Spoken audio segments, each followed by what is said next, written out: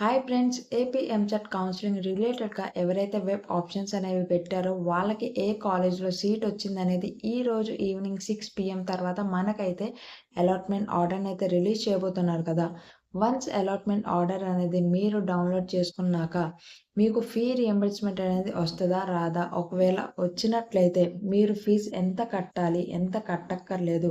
Complete details అనేవి మనకైతే allotment ఆర్డర్‌లో ఉంటాయన్నమాట. ఎలా చెక్ చేసుకోవాలనేది నేను మీకు ఈ వీడియోలో అయితే ఒక శాంపిల్ అలాట్‌మెంట్ ఆర్డర్‌ని చూపించి ఎక్స్‌ప్లెయిన్ చేస్తాను.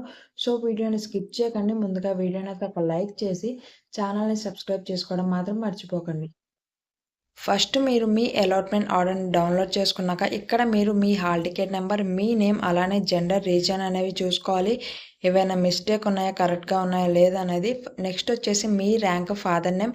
ఇక్కడ main important caste fee reimbursement అనేది ఇస్తారనమాట. ఫీ రియంబర్స్‌మెంట్ ఎస్ అని ఉందో లేదో చూసుకోండి. ఎస్ అని ఉంటే గనక కింద మీకు కాలేజ్ ఫీ అయితే ఇక్కడ 39,500 రూపీస్ పే చేయాలని ఇచ్చారు కదా! అలానే ఫిక్స్డ్ ఫీ అని ఇచ్చారు. కింద మీరు ఎంత అమౌంట్ పే చేయాలనేది కూడా ఇచ్చారు. ఇక్కడ మీరు పే చేయాల్సిన అమౌంట్ వచ్చేసి 0 రూపీస్ అనేది ఇవ్వడం జరిగింది. ఎందుకంటే మీకు ఫీ రియంబర్స్‌మెంట్ అనేది ఓకే అయింది కాబట్టి మీరైతే 1 రూపీ కూడా కాలేజ్‌కి ఫీ అనేది పే చేయక్కర్లేదు. మీరు ఫస్ట్ మీ అలాట్‌మెంట్ ఆర్డర్‌ని డౌన్‌లోడ్ చేసుకున్నాక ఫస్ట్ ఈ పాయింట్స్ అయితే చూసుకోవాలి. ఈ వీడియోని మీ ఫ్రెండ్స్‌కి కూడా షేర్ చేయండి. వీడియోని లైక్ చేయండి. ఛానల్‌ని సబ్స్క్రైబ్ చేసుకోవడం మాత్రం మర్చిపోకండి.